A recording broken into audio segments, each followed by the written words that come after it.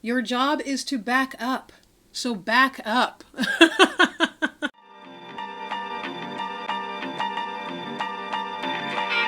Hello and welcome to my channel. I am Onyie and this is Onyie Sings. Welcome everyone. If this is your first time joining us, thank you so much for coming by. Welcome. Hope to see you continually coming back. And if you're returning, as always, welcome back. Yay!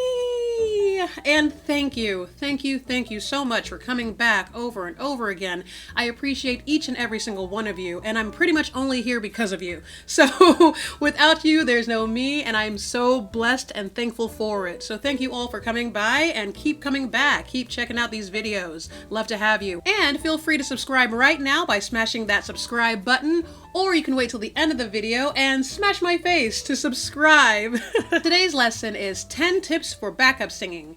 And truly I mean 10 tips for successful backup singing. The whole idea is we want you to be able to continuously work in the realm of backup singing. So here are tips that will make you even stronger as a backup singer and the kind of backup singer that gets rehired over and over again, which is the idea. And as usual, I have a list. So this is my 10 tips on backup singing.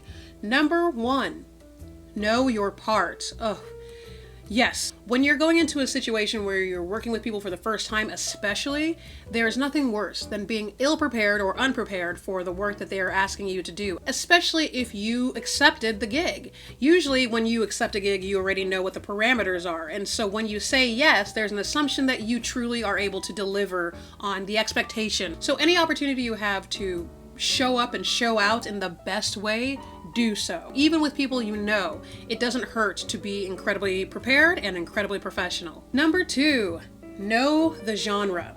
So this is one that not a lot of people ever bring up because it kind of goes without saying, but also I don't know that we all know how to really articulate this, but it is important. If you're working in a genre that is not familiar to you, definitely become familiar with it, especially if you already accepted the gig. And if you find out that you cannot, it is better to say that as quickly as possible, as soon as possible, rather than waiting till it's too late to find somebody else to take on your gig, or waiting till it's so late that they have to find anybody, as opposed to making a purposeful decision for your replacement. And number 3, know your voice and its capabilities. Speaking of which, there are 3 main points I want to make under this particular point, and one is don't overstretch. Here's not the place to start stretching your range and practicing and figuring that stuff out. The best thing to do is to come in already prepared to be able to do the exact thing they are paying you for. And next point, don't overburden yourself. So also in that same realm of not overstretching your voice is not overburdening your voice. I also have a tendency to run into this problem where I can do everything, so I'll do everything. Whatever you need somebody to sing, I am the first hand up saying, yep, I can do that. Oh, I can cover that. I got that. I know that probably feels like this makes me more employable. That can also turn into fatigue that then shows up in a bad performance, because that also shows a lack of knowledge, a lack of awareness of what you're able to do.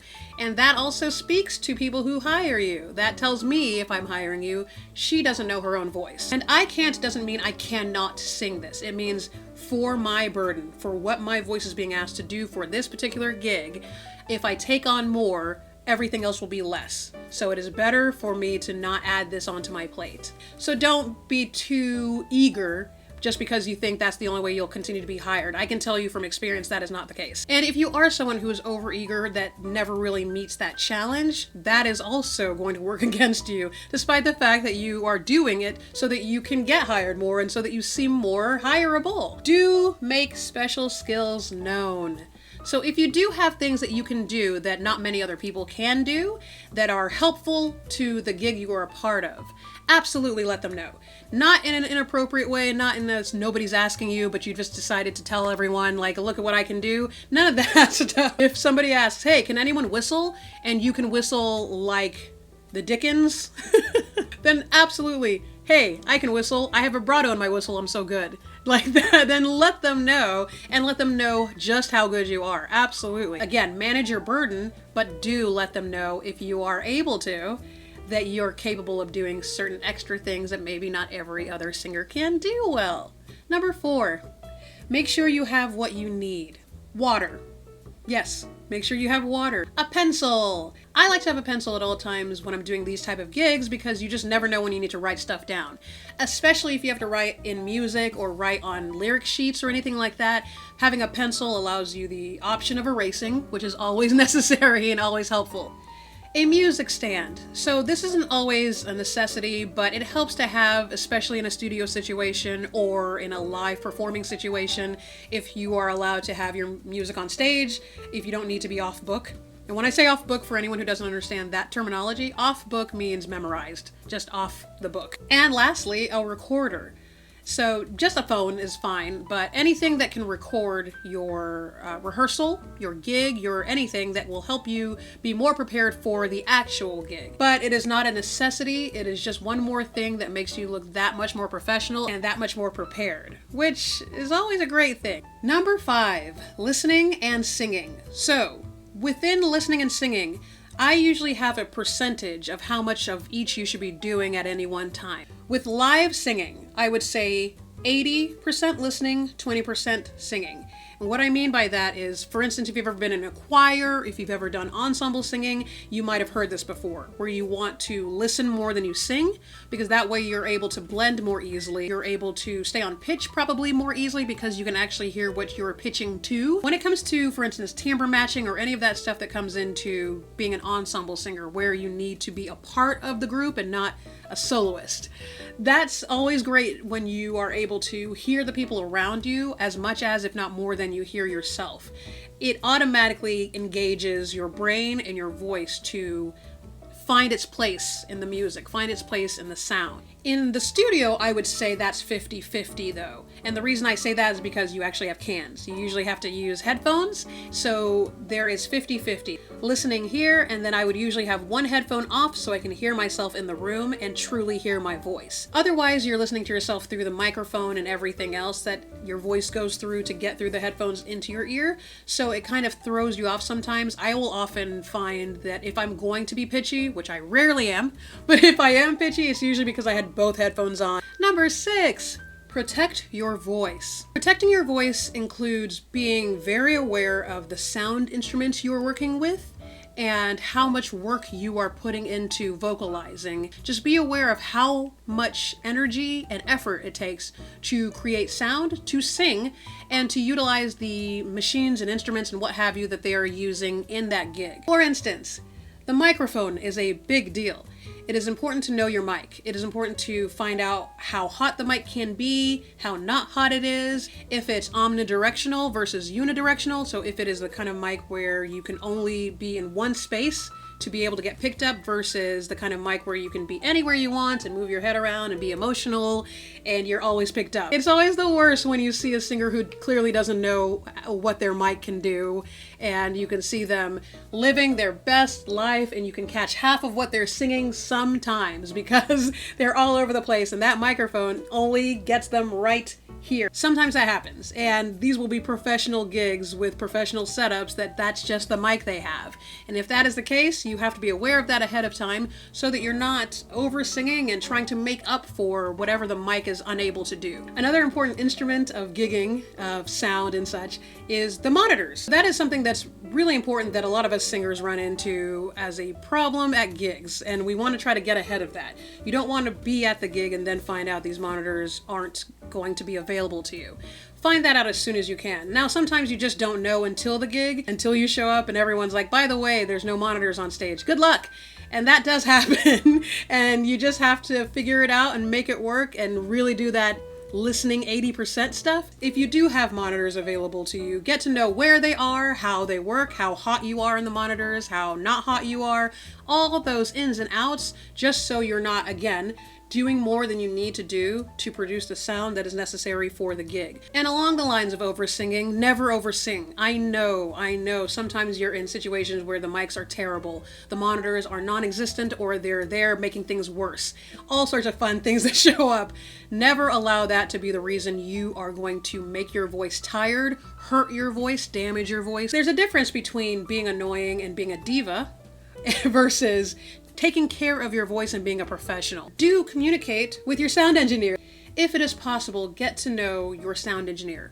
Find out who they are, know their name, have a conversation with them, but just begin communication. The sound engineer can make or break your show. It is very, very, very important that you have some sort of communication with them.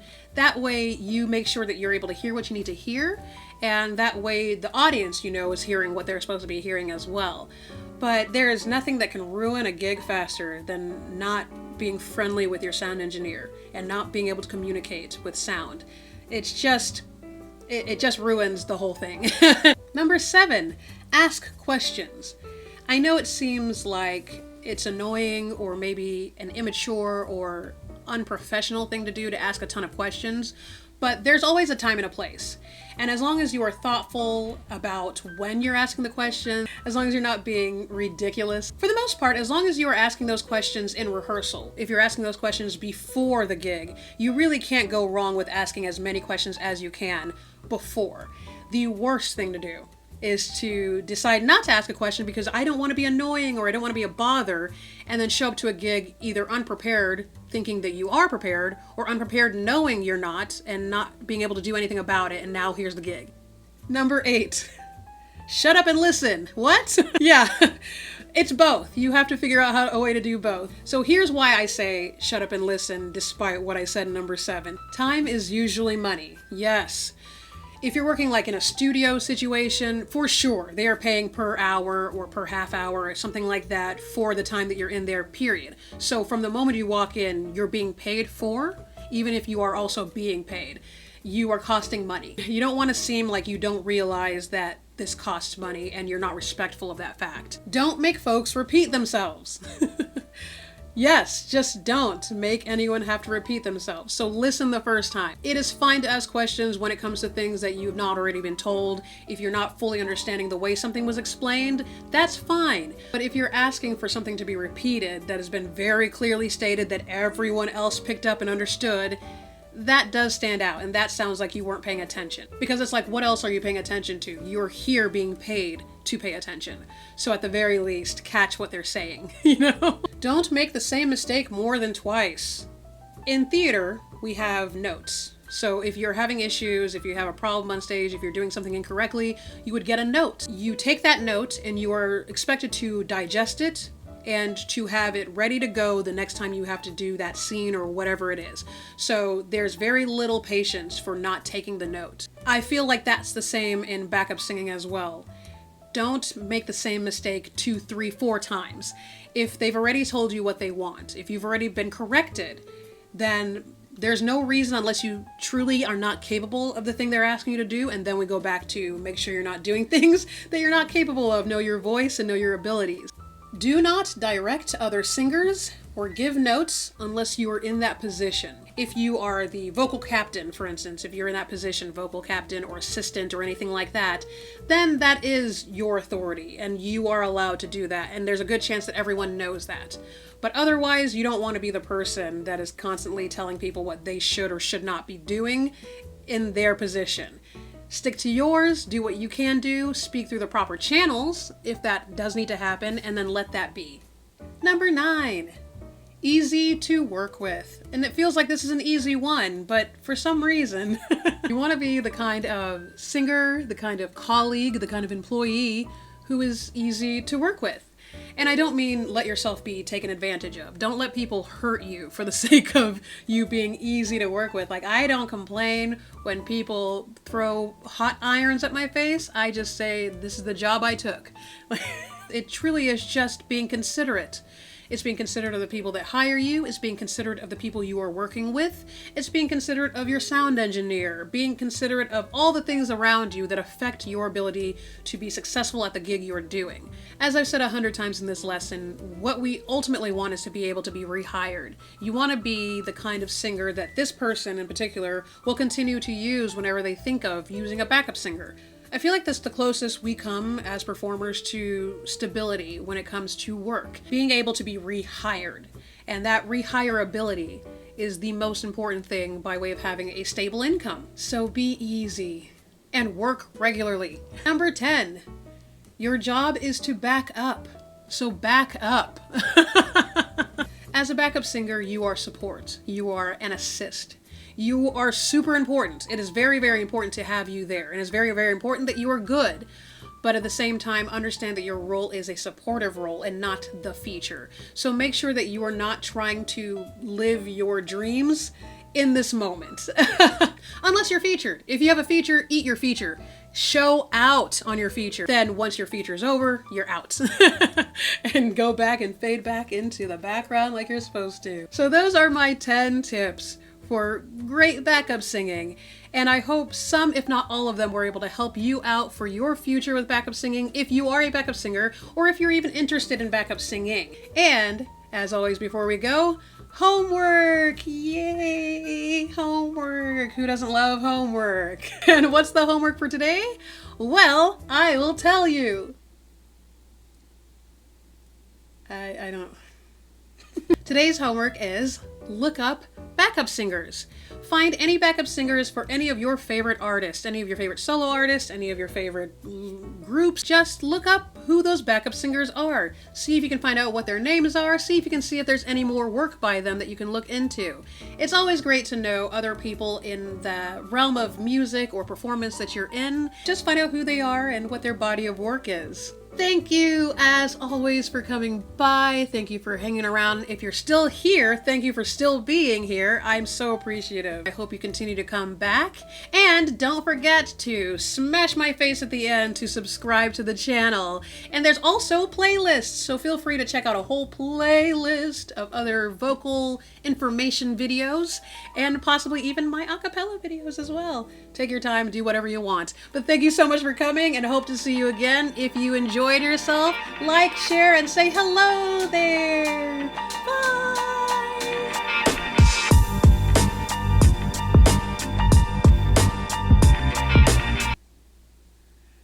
She has hair. What's going on? Sometimes. I'm speaking really quick. Oh, coffee.